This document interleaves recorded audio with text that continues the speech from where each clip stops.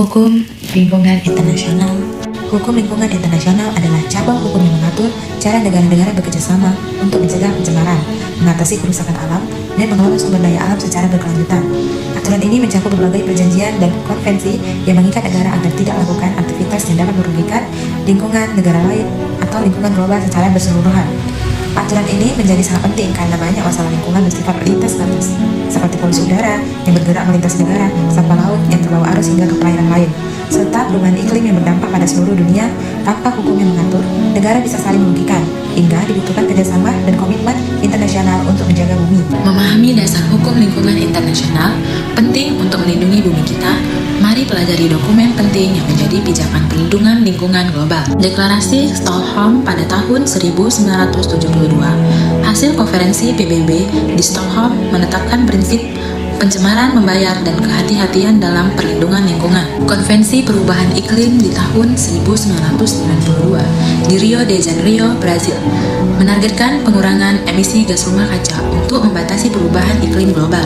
Protokol Kyoto pada tahun 1997 melengkapi Konvensi Perubahan Iklim dengan target pengurangan emisi khusus untuk negara maju. Konvensi Keanekaragaman Hayati pada tahun 1992 menetapkan perlindungan keanekaragaman hayati dengan prinsip pembagian manfaat dan kehati-hatian. Deklarasi Rio pada tahun 1992 menggabungkan perlindungan lingkungan dengan pembangunan berkelanjutan sebagai hasil konferensi Rio de Janeiro. Mengenal prinsip-prinsip hukum lingkungan internasional. Prinsip kehati-hatian. Negara harus mengambil tindakan pencegahan untuk mencegah kerusakan lingkungan meskipun belum ada bukti ilmiah pasti. Prinsip pencemar membayar. Pencemar bertanggung jawab atas kerusakan lingkungan yang mereka sebabkan dan wajib membayar ganti rugi. Prinsip pembangunan berkelanjutan. Pembangunan dilakukan secara berkelanjutan agar tidak merusak lingkungan hidup dan tetap memenuhi kebutuhan generasi mendatang. Selanjutnya, contoh penerapan prinsip hukum lingkungan internasional. Yang pertama, pengelolaan limbah berbahaya berdasarkan prinsip kehati-hatian. Yang kedua, penegakan hukum terhadap pembuangan sampah ilegal sesuai prinsip pencemar membayar. Yang ketiga, pembangunan kota hijau yang menerapkan pembangunan berkelanjutan. Dalam hukum lingkungan internasional, berbagai aktor utama berperan penting dalam pembentukan dan pelaksanaan aturan lingkungan. Ada beberapa entitas kunci yang berkontribusi dalam hukum lingkungan. Mari kita lihat peran masing-masing aktor di bawah ini. 1. Negara meratifikasi dan menerapkan perjanjian internasional. Kedua, organisasi internasional atau PBB UNEP mengkoordinasikan upaya global dan negosiasi. Yang ketiga, lembaga regional mengadopsi kebijakan sesuai konteks lokal. Yang keempat, LSM lingkungan, advokat dan pengawas untuk transparansi dan akuntabilitas. Yang kelima, sektor swasta mengimplementasikan standar produksi ramah lingkungan melalui inovasi dan tanggung jawab sosial. Organisasi internasional seperti PBB dan UNEP sering mengadakan konferensi dan menyusun kebijakan global, sedangkan LSM memantau kepatuhan dan advokasi. Sektor swasta berperan mengembangkan teknologi hijau yang berkelanjutan demi mendukung hukum lingkungan internasional. Berikutnya terdapat instrumen hukum lingkungan internasional. Di instrumen hukum lingkungan internasional terdapat beberapa poin.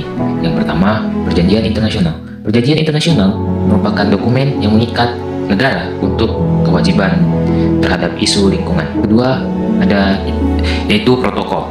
Protokol berguna untuk menambah dan memperkuat isi perjanjian internasional. Yang ketiga, ada deklarasi. Deklarasi merupakan pernyataan komitmen tanpa kekuatan hukum yang mengikat. Yang keempat, ada resolusi.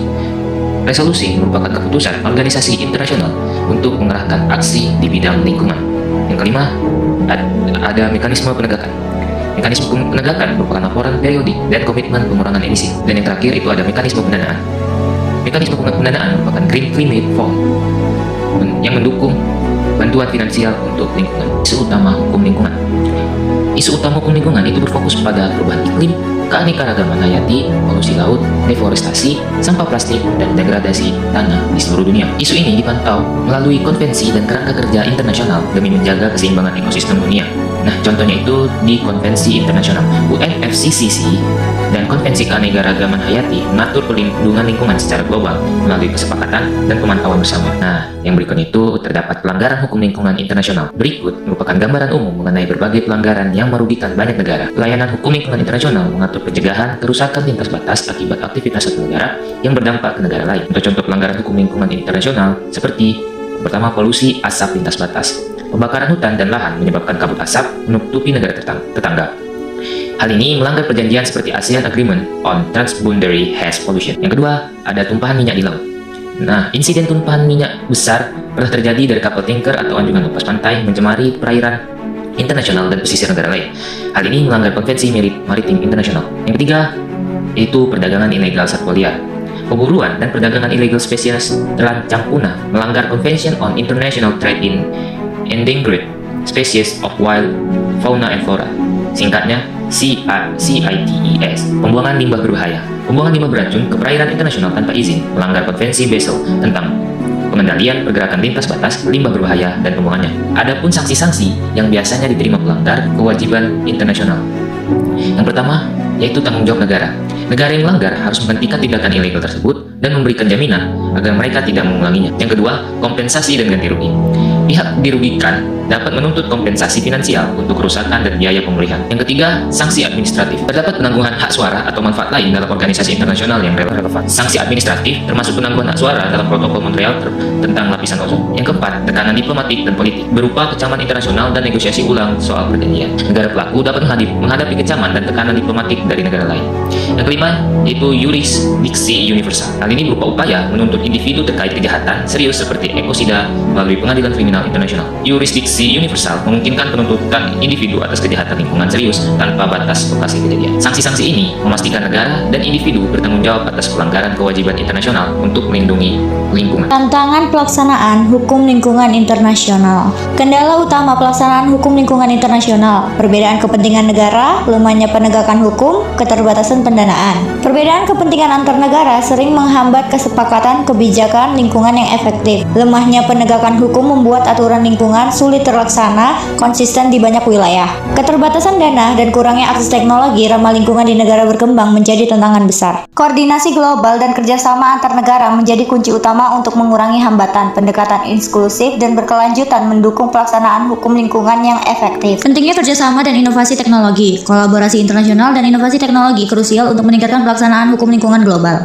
Berikut penjelasan dari kami mengenai hukum lingkungan internasional. Nah, berikutnya terdapat sesi tanya jawab kami dengan Walhi terkait isu lingkungan. Simak videonya ya.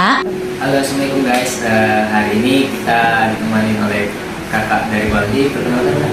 Halo, nama saya Andin Faira Lubis, salah satu staf advokasi di Walhi Eksekutif Daerah Sumatera Utara. Oh iya kak, mungkin kan teman-teman juga pada belum tahu nih apa itu Walhi kan. Boleh kakak jelasin nggak Walhi itu apa sebenarnya, dan itu apakah bentuk perusahaan, organisasi atau forum atau apa, dan bergerak di bidang apa? Baik, terima kasih atas pertanyaannya. Jadi Walhi atau yang panjangnya adalah Wahana Lingkungan Hidup Indonesia adalah sebuah NGO atau LSM yang bergerak di bidang advokasi lingkungan. Artinya kami bukan perusahaan, kami adalah sebuah yayasan non-profit yang memang berdedikasi untuk mewujudkan advokasi lingkungan di Indonesia. Kami tersebar di 29 provinsi dan tiap provinsi memiliki eksekutif daerah yang berada di ibu kota provinsi tersebut. Dan selain 29 provinsi ini, kami juga memiliki eksekutif nasional yang berada di Jakarta. Dan Walhi sendiri adalah sebuah forum. Jadi selain Walhi sendiri, di Walhi sendiri ada yang merupakan namanya lembaga anggota, di mana tiap Walhi daerah sendiri memiliki lembaga anggota yang berbeda-beda, yang sama-sama bergabung karena memandang kalau advokasi lingkungan merupakan isu yang penting untuk dia. Kita tahu sendiri kan kak, baru-baru ini juga di Medan nih dari banjir juga. Sejauh apa sih kak peran Walhi ini untuk menangani banjir di Sumatera kemarin? Oke, baik. Jadi kalau Walhi Sumut sendiri, kami selain juga menggalang donasi publik dan juga menyalurkan donasi-donasi ini untuk beberapa penyintas-penyintas yang tersebar di Sumatera Utara, kami juga meluncurkan berbagai kampanye publik dan juga advokasi kebijakan untuk mendorong pemerintah untuk segera menyelesaikan permasalahan lingkungan yang menyebabkan bencana ekologis yang terjadi selama 3 minggu ini ya. Karena Walhi sendiri memiliki pandangan kalau bencana alam yang terjadi ini ya sebenarnya bukan bencana alam, tetapi ada campur tangan manusia yang menyebabkan bencana ini. Mau itu dari segi kebijakan yang kurang bisa membendung laju deforestasi dan juga deforestasi yang terjadi di berbagai daerah hulu yang menyebabkan banyak bencana seperti banjir bandang dan juga longsor. Dan banjir-banjir ini juga membawa berbagai yang bisa kita lihat di internet seperti pohon yang ditebang. Kan tadi kakak sampaikan bahwa Walhi itu kan tadi sudah melakukan advokasi hukum buat ke pemerintahan untuk mendorong pemerintah buat ini kan ini menyelesaikan masalah yang ini terjadi. Apakah menurut kakak pemerintah sudah berperan untuk melakukan penyelesaian tersebut? Wali Songo sendiri menilai kalau pemerintah masih bisa tergolong lambat untuk menyelesaikan.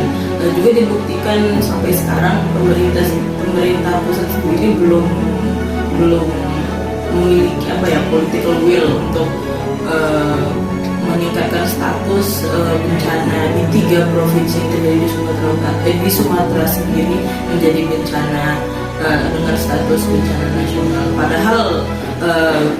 Padahal kalau kita lihat dari dampaknya dan ini terjadi di 3 provinsi dengan pengungsi yang mungkin angkanya sudah mencapai 1 juta lebih, harusnya sudah bisa dinaikkan statusnya menjadi status bencana nasional. Dan kami rasa pemerintah masih belum punya political will yang kuat untuk mau dan mampu menyelesaikan masalah kebencanaan yang sudah terjadi selama 3 minggu ini. Berarti ya kita terus berharap aja ya supaya Terus mendorong juga ya, terus berharap supaya 3 provinsi ini bisa cepat pemerintah juga cepat menyelesaikan masalah-masalah bencana yang ada di 3 provinsi itu. Oke, sekian dari kami hari ini. Terima kasih Kak Andi Terima sudah kasih. menyempatkan waktunya.